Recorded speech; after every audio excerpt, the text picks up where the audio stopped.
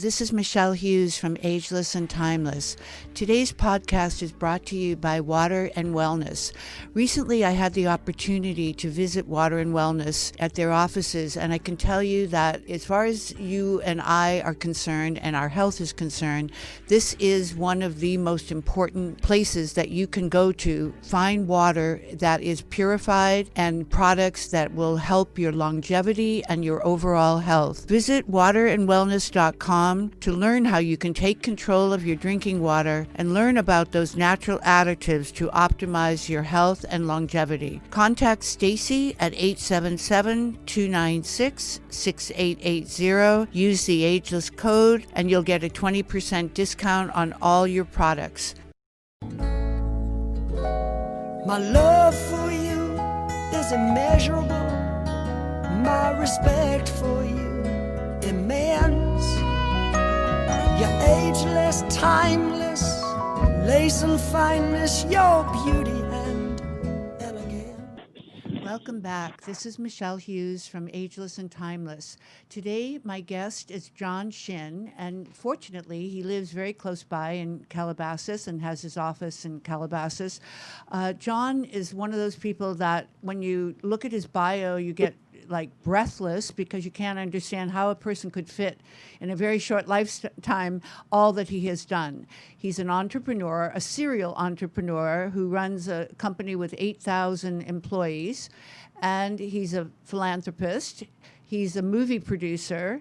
He's an author. He's just written a book. He'll tell you about that in a moment. And what else did I miss, John? Oh, and I think you did great. A motivational speaker. Yeah. Right. So welcome, John. We're happy to have you here today. Thank you for joining us. Absolutely. Very excited to be here with everyone. Well, thanks, John. Well, what I wanted you to tell us, because everyone that is going to hear you today is going to be curious, how did this young Asian immigrant who came to the United States as a very small boy and knew when he was 10 years old he wanted to be an entrepreneur. How did you go from there to here, and what has inspired you along that journey? So if you could kind of launch off into that explanation of that very broad, open-ended question. Oh, gosh. Well, where do I start? I think for me, a lot of I don't want to take all the credit, but I think my parents had a lot to do with it, and my mother and my father, my mom especially, basically tattooed into my brain that we did not come to this country to screw up the opportunity, right? I mean, we came to this country for a reason, and we came to the United States in the 60s, and so basically, Mom said, you had to become a doctor or a lawyer or get into entrepreneurship. It was one of those three things. And so, but they obviously had their goal of pushing us down into either the legal medical profession first. And if that didn't work out, maybe business would be a better fit. So it's interesting that I ended up going to law school, not because I wanted to, not because I had this burning passion to become a lawyer, but it was one of those things that you do to appease your parents. That's their dream. A lot of the immigrants, they live in that very traditional, old-fashioned style, and they want their children to become doctors or lawyers. And so nothing wrong with that. But, it's we came here with this, as Napoleon Hill talks about, a burning desire to be successful. Well, I'm glad you said Napoleon Hill because, as I mentioned to you when we spoke earlier, you and I share a passion for the writings of Napoleon Hill, particularly Think and Grow Rich, which has made millionaires and billionaires of many people who have followed his teachings. So let's just take a moment since you brought it up and tell me, how did that book influence you as a serial entrepreneur and a very successful individual in business? That book, the original book, Think and Grow Rich, was recommended to us in 1996. And I say us, my wife and I, Arlene and I, and we read the book because we were so hungry to be successful, and we could not afford, masterminds. We couldn't afford a mentor. We couldn't go to, and then back then, you know, it wasn't like there's the events that are out there today. Today, there's so many places you can go. You got YouTube, you got different podcasts, and there's so many resources that you can go and get some advice about starting a business. But we didn't have that. The only thing we had was to find a mentor, as Napoleon Hill says, and do exactly as he or she tells you to do and follow these principles. So we were very religious about reading this book and applying the principles to our life, not only in business, but to our life. And so we both read it. And it's interesting that as we both read it, we both had different takeaways, you know. So Arlene had her takeaways, I had my takeaways. And then it was interesting. It's like watching certain kinds of movie. I remember watching a movie, I think it was by Leonardo DiCaprio, and it was called Inception, is I think what it was. And the first time I watched it, I had no idea what the movie was about. I had to watch it a few times to understand that it was kind of like a movie. I mean, not a movie, but a dream inside of a dream inside of a dream. Or years ago, there was a movie that Keanu Reeves was in, a movie called The Matrix. And I really didn't understand that one either. You almost had to watch it a few times to really understand. And it's very similar to the book, that, you know, Napoleon Hill, Think and Grow Rich. Every time you read it, the same chapter over and over, you have a different takeaway from it. Mm-hmm. So that was our go-to book, and we made everybody read it, whether they were our sales team or our front desk receptionist, my lawyers, my attorneys, my friends. I would give this book to my friends for their birthdays, and then I'd give them another copy or a different version of the same book to them during the Christmas or holiday time. So this is our go-to book, and I still believe that it is a very, very important book for even the younger generation today to embrace these incredible principles that Napoleon Hill discovered over 25 years. And let's take a moment, because that book is a classic and obviously has sold more copies. What is it, 80 million copies, I think it's sold.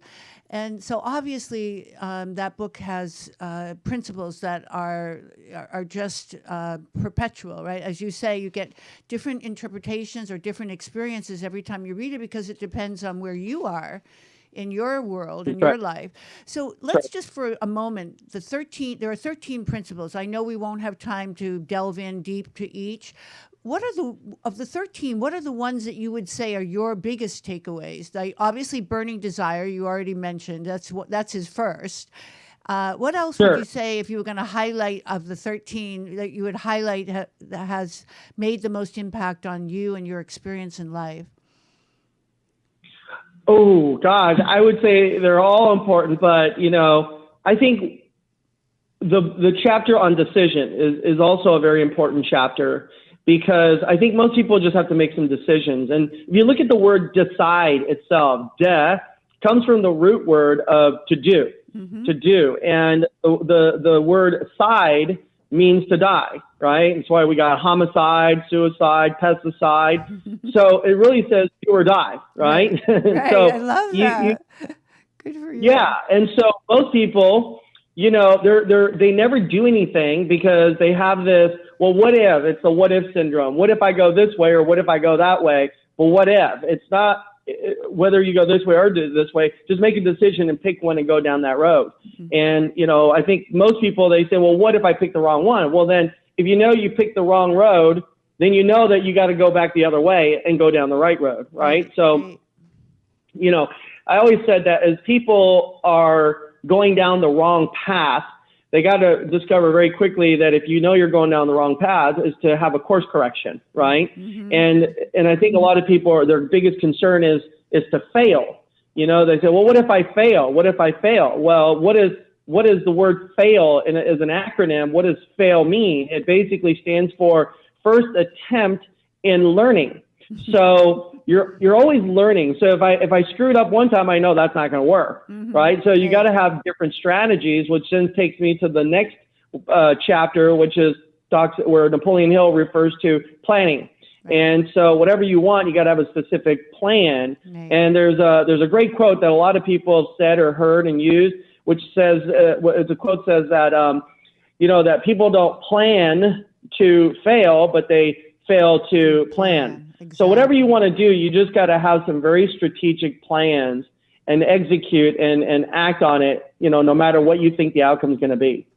That's right. And you have to have that burning desire to face all the challenges that are going to be presented on the way. So That's right. So you love acronyms. I love I love the way you take a word. So let's talk about some of the acronyms that you use, and particularly with your motivational speaking, because we're always trying to inspire our viewers and listeners with new information. Because Ageless and Timeless is about a eternal journey. A learning and lifelong learning, and an eternal journey through a life that is going to realize our fullest potential, assuming we apply some of these principles. So, we talked the other day about a few of your acronyms. Let's go over them. One was fear. What would your acronym be for fear? Well, fear is, for me, everybody's got their own. They say, I have fear, John. And I said, I have fear too, but I don't know what your definition of fear is, because my definition or acronym for fear is feeling excited and ready.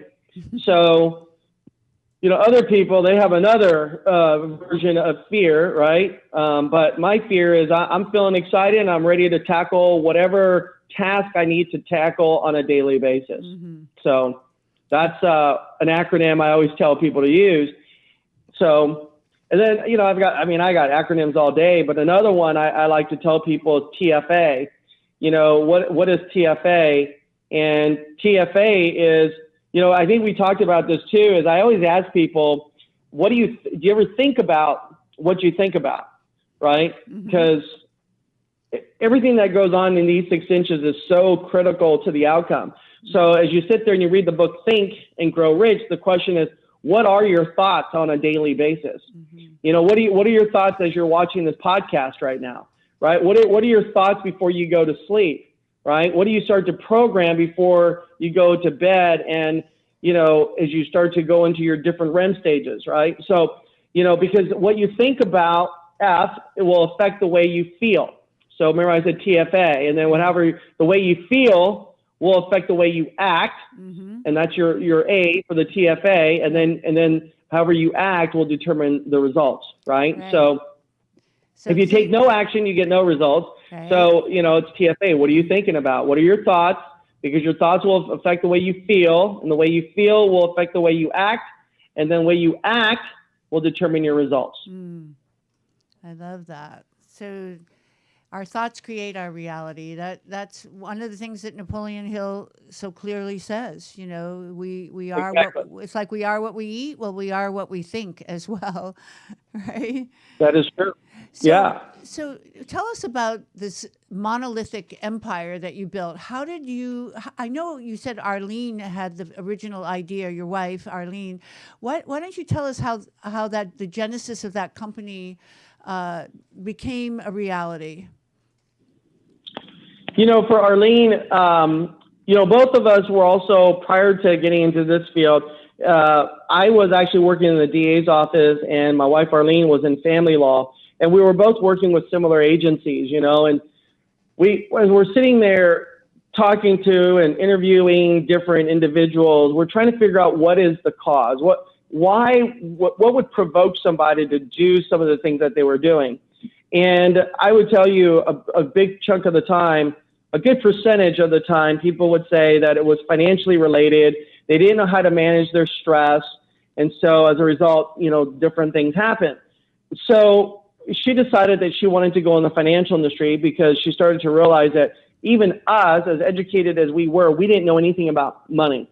How does money work? And so she decided to start a company in 1994. And then by 1995, I started working with her. And then we were very passionate about educating people about financial matters, getting people out of debt, making sure that, they protect their family and they're prepared for the future. So we were just two young kids that had some big dreams and what we wanted to do. And one thing led to another, and now we operate, all over the country.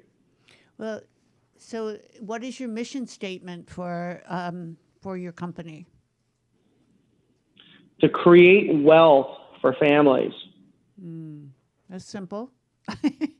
Simple to say, not so simple to do, right? Yeah. So 8,000 employees. It's a daunting task. How possibly do you manage an enterprise and keep that entrepreneurial spirit and the core values for customer care when you are in 42 states and Canada, as well as 200 offices and 8,000 people? Tell us how you do it. Oh, that's a loaded question there. I know. There's so many factors. Yeah, I mean, it's like, and then not all of them are employees. Many of them are, most of them are independent contractors. But, the thing is that you have to have systems in place, right? And most people, they don't have systems. They micromanage everything. And when you micromanage things, it basically means that you don't have systems in place. So you got to have systems. And the word system itself is also an acronym, right? Yeah, Which basically stands for save yourself Yeah. some time, Yeah. energy, and money. Perfect. Save yourself some time, energy, and money. Right. So when you start to go out there and find systems, and so this is why you got all these smart people that develop software, all this cutting edge technology, or maybe you go work with a company that has the systems in place that can support your growth so that everything you want to do is scalable. And so that is a big part of having, an opportunity. Because, it's interesting when I told a lot of other financial institutions, big parent financial companies, that I said, this is my vision, this is what I'd like to do. And most of them came back to me, not most, all of them came back to me and said, we just could not support your growth.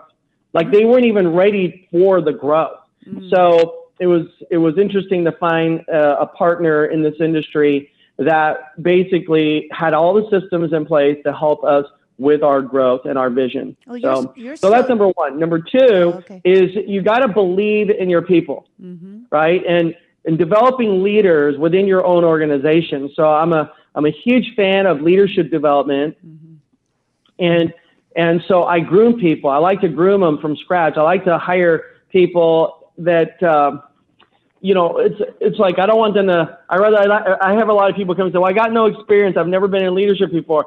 I rather have those kinds of people that I can coach and mentor and groom because it's a lot easier to do, and so, believe, by the way, is an acronym too. Just FYI, What believe. is that? What is that one? What was that again? What does believe stand for in your acronym dictionary? Well, in leadership development, believe is, B in itself stands for to believe, to believe in people. So when I got started into the financial industry, I didn't think I could go into the financial industry. Though I'm Asian, I'm not very good at math, believe it or not, and I'm in the financial industry. So that wasn't really my forte. I'm not a real big, I know there's a lot of smart numbers people. They're very, very good at numbers, but numbers never really came easy to me. And so the person that I went and sought some wisdom from, some guidance, and there's a good friend of ours, I think we have a mutual friend.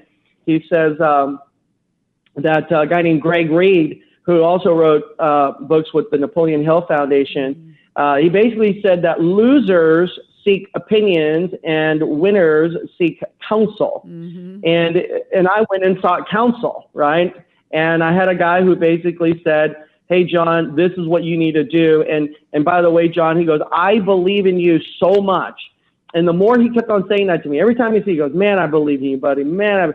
And the more he started spending time, I thought to myself, well, he must believe in me because he's spending quality time with me. And he would return my phone calls late at night and even on the weekends. And so I knew that when this guy believed in me, that maybe there is something about me that I can be successful in this industry. So belief is very important. The letter E, the next letter E is to, let me come back to that one for a second. I had all these things that were popping up on my phone. I don't even know how to turn these things off, and I got distracted. I lost my train of thought. So L basically means to list. List your past successes, right? So whatever, people always say, well, I'm just a housewife, you know, I'm just a mom. I haven't really done anything from a career standpoint. And so I said, well, let's talk about some of the things you have done. And I go down to the littlest things like, do you know how to swim? Yes. Do you know how to ride a bike? Right. And then they'll say, but that's just, what's the big deal with swimming? And then they'll find out. Then I start telling them how many people don't know how to swim. Mm-hmm. Right. There's a lot of people who don't know how to swim. Mm-hmm. Believe it or not, there's a lot of people who don't know how to ride a bike, even till this day. So all of a sudden we started to go down this, you know, and then I said, by the way, I said, how many children do you have? And she goes, 2. And I said, oh my gosh. I said, if you've given birth to 2 kids, I mean, that in itself is amazing. I mean, that you're able to do that. You know, a lot of women can't even give birth, right? And they don't even want to give birth. You know, they don't want to go through the pain. They have fear of delivering. And so the fact that you delivered, if you could deliver a child, there's nothing you can't do, right? So I began to start to list down the things that they've actually done in their past. And then let's see. And then I is instill faith. So I love to instill faith in people, and that's a very important. We can talk about faith all day long, which is a whole nother podcast, right? Exactly. And then E stands for expectations. Uh-huh. So I have high standards from everybody. You know, I have the same standards with my own children. I you know, when they come home and they say I got a B. And I'll say, okay, well, that's awful, you know. And they said, why? And then they'll start saying things like, well, Charlie and David and Mike got a C, and what's his name got a D. And I'll say, well, stop comparing yourself to everybody else and compare yourself to you. And what, you know, there's a reason why there's a grade A that they give you. So if that's what you can achieve, then why not go for the A? And why are you settling for a B? So I don't really, you know, I inject a lot of discipline in my children and having high expectations. Mm-hmm. So that's what E stands for. B is visualization. So you got to visualize with them of where your company is going to go and how they're going to fit into it. Mm-hmm. And then finally, the last E is to encourage on a daily basis. Mm-hmm. I encourage them on a daily basis, and I have this thing called EPR. And, you know, everybody every day, they need some sort of CPR, right? You know, CPR, right. The life-saving CPR. Yeah, the life-saving. We can't go around and providing CPR to everybody, but we can give them a form of CPR, which is called EPR. Mm-hmm. And what EPR is to encourage people on a daily basis. Mm-hmm. You praise people on a daily basis, and then you recognize people on a daily basis. So I would EPR people every day. Like every day I would EPR people. From the littlest thing, from just sending them a text message and saying, hey, great job. You had a great week. You had a great production yesterday. You did well, you know, to an email, to just a little emoji, you know, mm-hmm. that I would send to people. Just a card, a handwritten card that myself or my wife would write out and we'd send to their house. Because it's interesting how many people don't even get cards anymore in the mail, right? So all of a sudden, if we start sending cards again, it's different than what everybody used to do. You know, like, oh my God, I got a card. Right. This is amazing, you know? And we would say, gosh, we used to do that all the time. Right. And people just don't get cards anymore. So even today, just a handwritten card makes such a big difference, you know? Mm-hmm. So I would just do things like that every single day. In fact, before Toys R Us was not around, I used to go down to Toys R Us and I would stock up on Batman and Robin and Wonder Woman and Superman, you know, like dolls, believe it or not, right? And I would take these dolls and I would take them over to the trophy shop. And they cost me $5.99, $6.99. And I'd have them plan them into a base, like a trophy base. And so the trophy bases were like $5. I put this other little thing, $5 or $6, $10, $11, $12. And I would come to the office and I would give an award to somebody, you know, and I would give it to a single mom and say, you know, I, with all the things that you're doing and you're juggling, you're a full-time, you know, mom, and you're doing this and you're out there, you're doing this for your children. To me, you're Wonder Woman. And I'd give them this award. And it's crazy how that adult, you know, an adult has, so they love that award so much, you know, and so I EPR every single day. Well, and so what I do is I break up my days in mini days, you know, so there's 24 hours in a day. Right. So from 6 a.m. till noon would be one day. And then from 12 in the afternoon till 6 o'clock p.m. would be my second mini day. And then from 6 p.m. till midnight would be my third mini day. Mm-hmm. So I will wake up in the morning at, 7 o'clock or whatever, and not always at 6, but I'd get up and then I would begin my EPRing on a daily basis. Mm-hmm. So I was religious about doing that. Mm-hmm. Today we got Facebook. You can go on Facebook, and I send people birthday greetings and things like that. And I think it's very important that you stay connected and have a pulse on people that you associate with. So that's how I played my role. I was a big relationship guy in my organization. So do you have an acronym for CARE? CARE? No, I don't. Do you? Well, I think we got to create one, John. Yeah, let's create one. So I'm going to have to go put my head together and find out if I got an acronym for CARE. Yeah, and I think maybe that second E in believe, could that maybe be energy or enthusiasm, or what? You said you wanted to come back to that second E of believe. Yeah, what was my E? You'll have to come back on the podcast and tell us when we. But so you're the king of validation. So let's look at just to dive deeper. When you're disappointed in an outcome, or let's say in a person, and let's say they just have not lived up to those expectations, because you are a builder of people's expectations, or at least you tap into their self-esteem by being there to reinforce your support. So what happens? How do you deal with the downside? What happens when someone disappoints you or an outcome is disappointing? How do you deal with that? Well, the worst thing to do is to yell at them, right? Which is kind of like the initial thing that most parents do with their children too, right? Mm-hmm. So they yell at their children, they yell at their employees, and that simply doesn't work at all. That type of motivation will backfire in your organization long term. So the first thing I do is I sit people down, and I do the 3 F's, right? And the 3 F's are basically feel, felt, found. Mm-hmm. Feel, felt, found. Mm-hmm. So I usually sit people down and I go, hey, listen, I know that, that sale didn't go through, or that big corporate, account didn't happen for you, or whatever it is.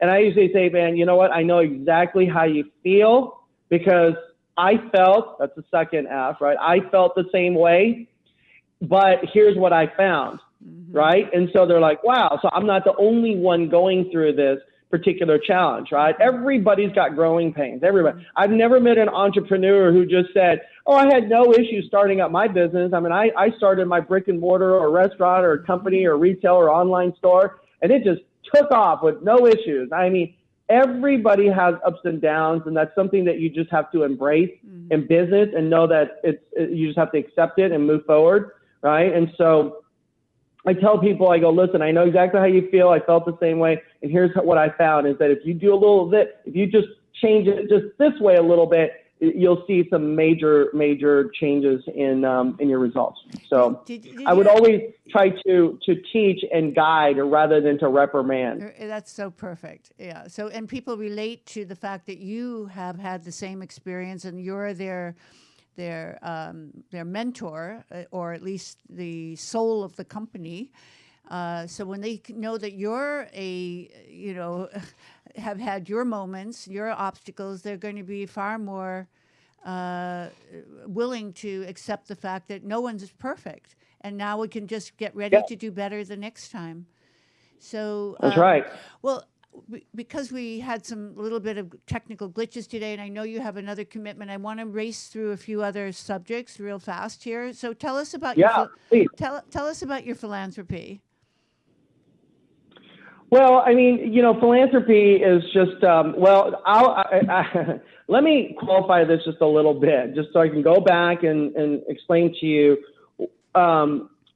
Philanthropy, for me, when I first started as an entrepreneur in 95, that was never really on our radar screen, right? I mean, like, I didn't go, oh, let's go make a lot of money so that I can go and help all these people around the world. That was never even on our radar screen. To be honest with you, when I first started in business, I basically wanted to make a lot of money so I can pay off all my student loans and then my wife's student loans and basically retire our parents is what it was. That was our main goal, you know, and both my wife and I, Arlene and I, were on the same page. We did not want our parents working till they're 95 years of age and never enjoy their golden years, right? I mean, it's so sad how many people today spend their golden years at the Golden Arches and they're retiring at McDonald's selling meal deals. I mean, that's not the American dream. So our whole goal was to make money, pay off our loans, and then take care of our parents. That was our calling, and that's what we wanted to do. But once we fulfilled those goals, then we were kind of like, okay, well, maybe we should buy a house, you know, and then let's go buy some nice cars for ourselves. We started to, some people call it material, we're materialistic, and it's not that we're materialistic, but it's just we wanted nice things, and so we did. And then what ended up happening is, you know, we kind of got over that, you know. I mean, who cares about a Rolls Royce? You know what I mean? I mean, it's fun for a couple of weeks, you know, sitting in your garage. But after a while, you don't go, oh my God, I love my Rolls Royce, and you know, I want to like sleep in it. You know, I mean, it's just, you know, you get over it. You know, you get over the big homes, and it's and people think, oh, I want to retire when I'm, you know, when I'm 40 years old, and then I go, and then do what? You know, I mean, retirement is overrated. You know, everybody thinks that that's what you want to do, but it's overrated, you know? And so once we got all that kind of stuff, we wanted to, now all of a sudden it's like a friend of mine basically said, let's go to a third world country. And how bad do you think it is? And I said, well, what third world country do you want to go to? And he says, I don't know. I just want to go and check it out. And I'm like, why? And he goes, I want to see how bad it is. And I was like, it's bad. Like, why would you want to go there? And he says, well, I want to go check it out. And I said, okay, go check it out, take some pictures, and let me know how it goes. So he actually called me from a country called Nicaragua, and we went out to Nicaragua, and we saw, what I saw was stuff that I'd never seen in my entire life. You know what I mean? It's like I had an image of what it was going to look like. I thought it was going to be bad, but I never thought it was going to be that bad.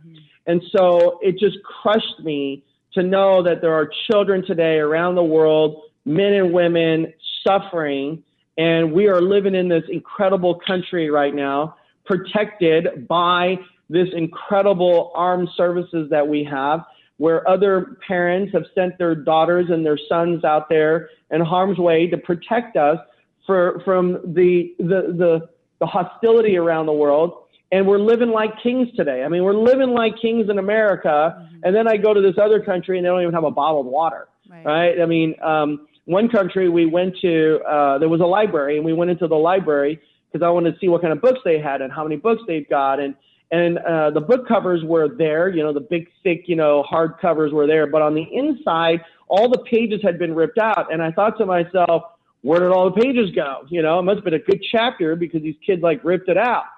So I actually said to one of the ladies who were working there, so my staff over here is all laughing right now. And you know, we laughed today, but it wasn't funny. You know, I'm like, well, where'd all the pages go? You know, it must have been a good chapter. And they said, no, that's not why the pages are missing. And I said, well, why are the pages missing? And they said, it's missing because these children had ripped it out to use it as toilet paper. Yeah. And then I thought to myself, what? Like, they don't even have toilet paper out here? So it was very I mean, it was very moving. I mean, I was very emotional and upset and angry at the same time. And so we came back and started our own charity, and we raised money and we send it back to these children. And then we find out that these children are all orphans. And so we just felt like we have to give back. You know, we have to come together, and everybody's got to help out wherever they can. And so then all of a sudden, as we were doing that, it was a lot more fulfilling. You know, it was like, oh my God, you know, it's like, and every time you do a good deed, you know, you just feel good. You just feel better, you know, that you actually help somebody, you know.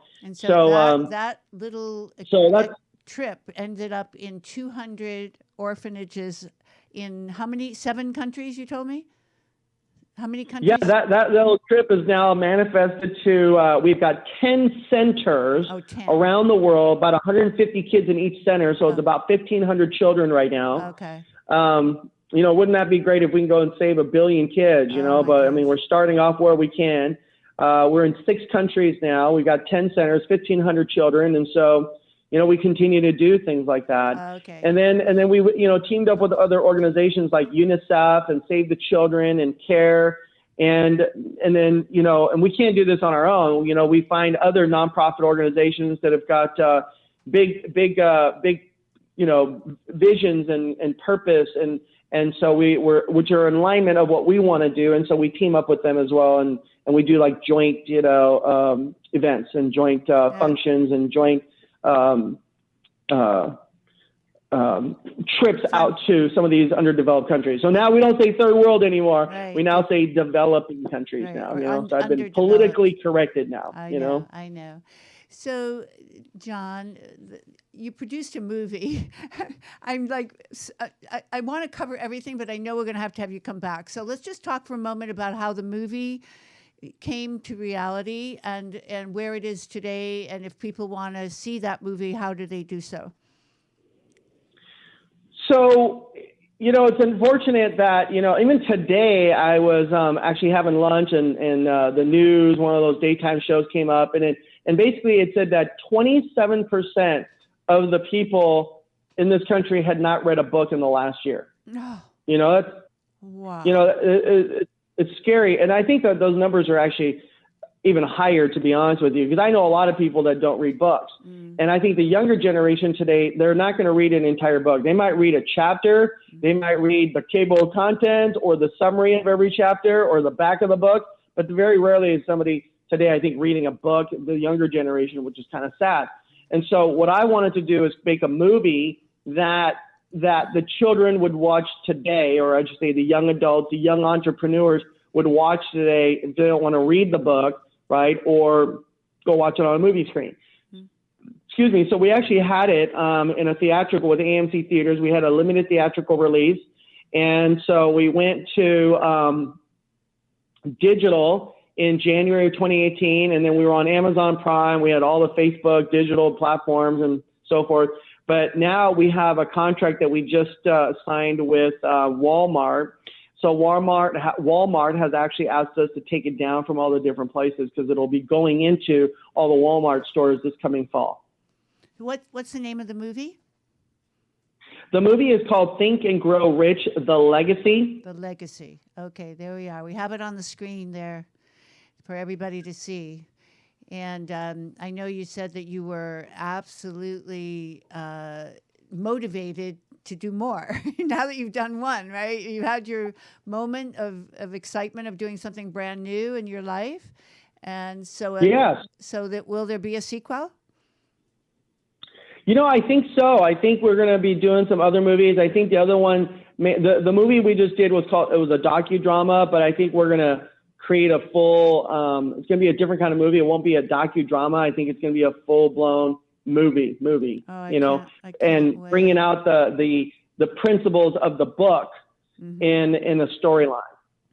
Well, I know you have this other commitment, and I want to respect your time, John, but I do want to say, if I could make it a very open invitation to have you come back, I really would like to hear more about your book, How Rich Asians Think, and yes. More about the movie, because we only touched on it, and of course, your motivational speaking, which you told me, that's where I had the number 200. I just realized it was because you told me that you never had given a motivational speech anywhere except within your own corporation. And now this past year you did 200, and next year you booked solid for the entire year. Is that right?